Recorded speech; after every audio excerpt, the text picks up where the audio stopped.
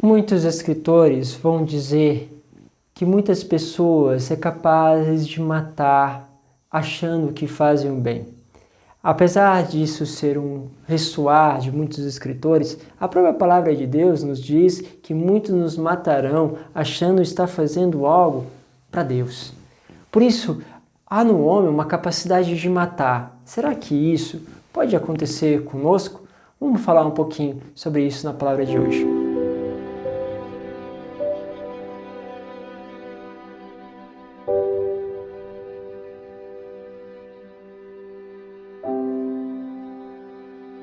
Em nome do Pai, do Filho e do Espírito Santo.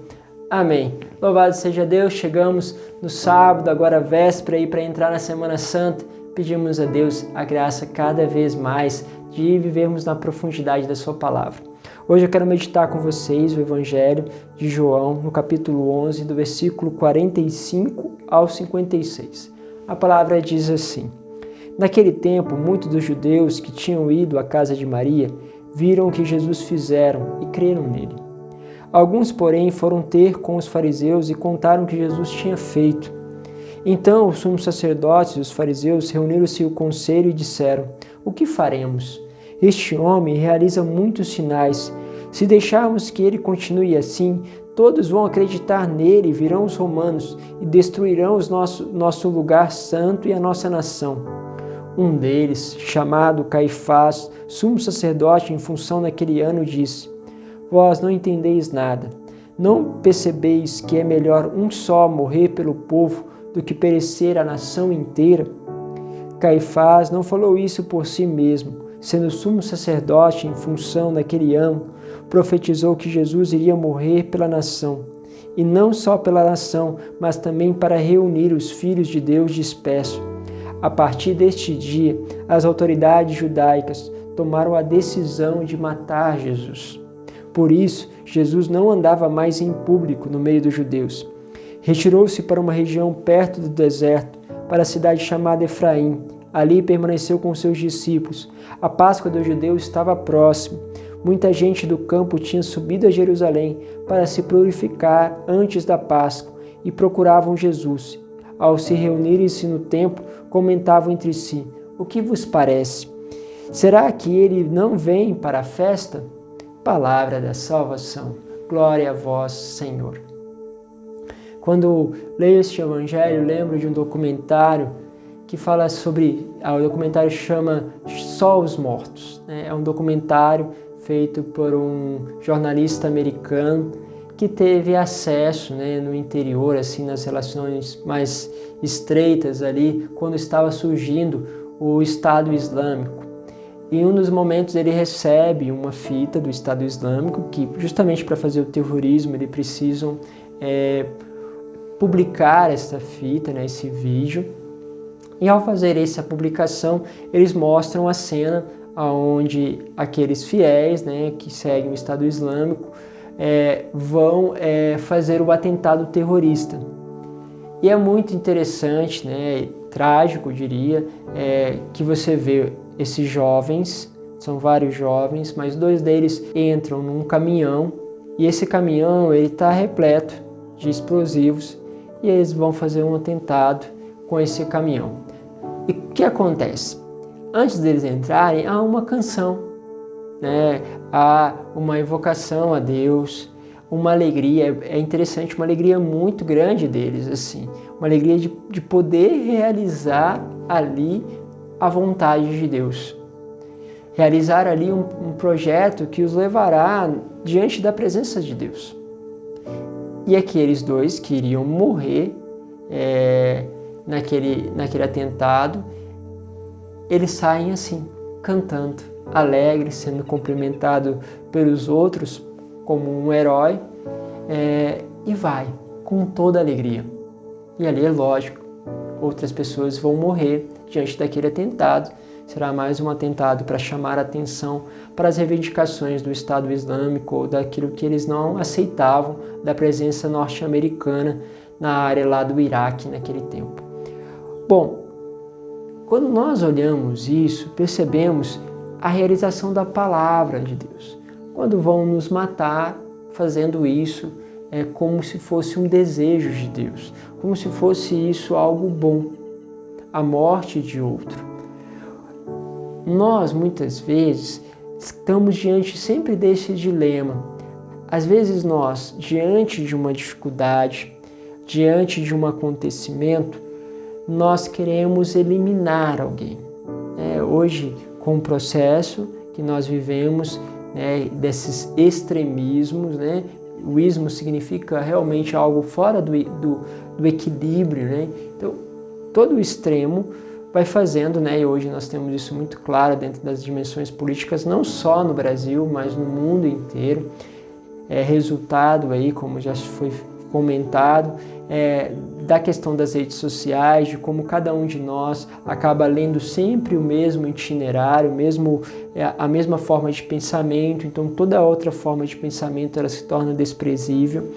Então com esse dilema, a gente acaba desejando a morte do outro, eliminação do outro. Às vezes parece que o outro está fazendo algo tão absurdo que a única solução é uma eliminação dele. É lógico que nós não chegamos nessa condição, mas o pensamento começa a trabalhar nisso. Jesus ele era muito profundo ao dizer que quando nós, no nosso pensamento, já cobiçasse alguém, já desejasse, já caímos no pecado. Porque ele sabe que as coisas começam com uma certa aceitabilidade dos pensamentos, aonde nós não executamos a morte de alguém, mas nós começamos a pensar que é bom eliminá-los. Então, se começa com esse processo. Isso também acontece diante de realidades familiares. E ainda tem um outro dilema, vamos dizer assim, que é uma historinha que se conta em muitas palestras, que é interessante, que eles fazem o seguinte, eles falam assim, você tem um trilho, você tem um trem nesse trilho e tem 2 caminhos. Num caminho tem 2 pessoas amarradas no trilho e no outro caminho tem 5. Você só tem a opção de mudar o trilho. Para qual opção você vai escolher?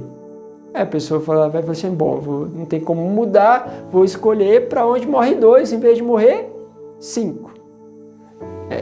Você entende que aqui é a mesma lógica. É melhor que um morra do que a nação inteira. É assim que se pensava, não temos escolha. É melhor que ele morra do que a nação inteira. Só que se você pensar que aqueles 2 que estão ali, alguém da sua família, talvez a relação de matar aqueles 2 seja muito diferente da relação de matar aqueles 5, porque agora você tem um relacionamento.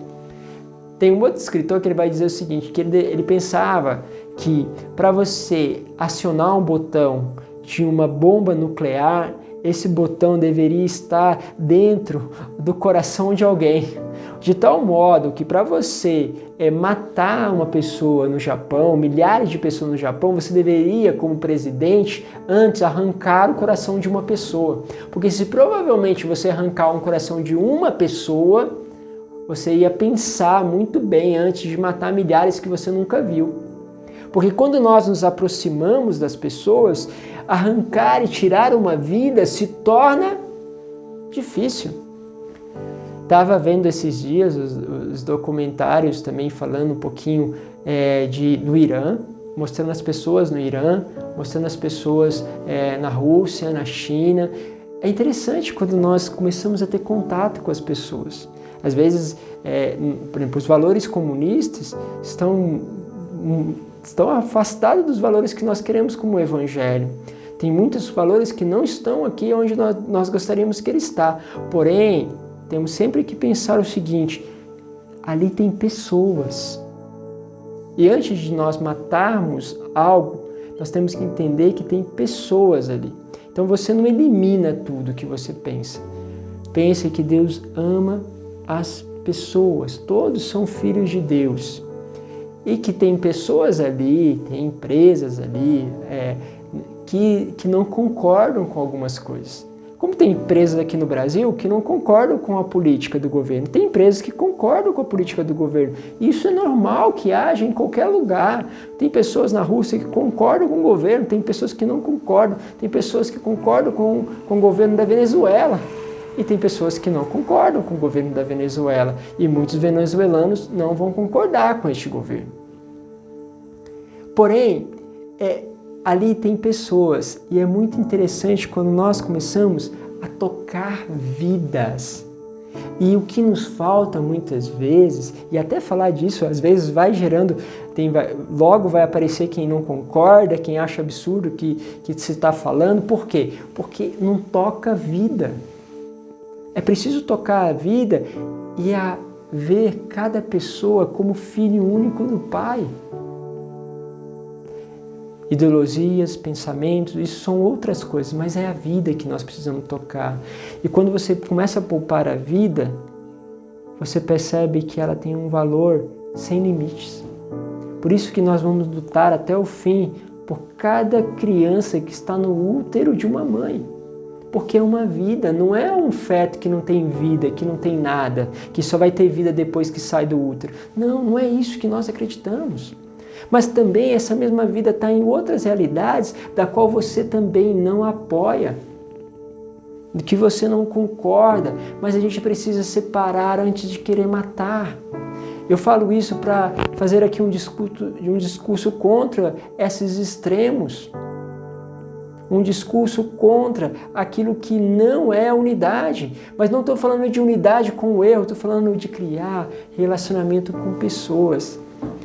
E como eu falo isso, sim, né? Nós tivemos experiências aqui maravilhosas com os venezuelanos. Tem alguns que estão difíceis? Tem, todo lugar tem. Tem brasileiro que também é difícil. Mas você vê pessoas, vidas. E isso é belíssimo.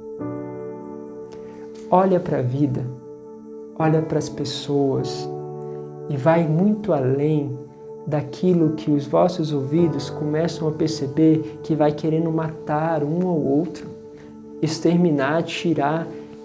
Toca a vida, o verbo da vida. João vai dizer isso. Eu toquei, contemplei o verbo da vida. Toque a vida de cada pessoa. Deus vos abençoe, Pai, Filho e Espírito Santo. Amém. Desculpa pela extensão da pregação de hoje, da homilia de hoje.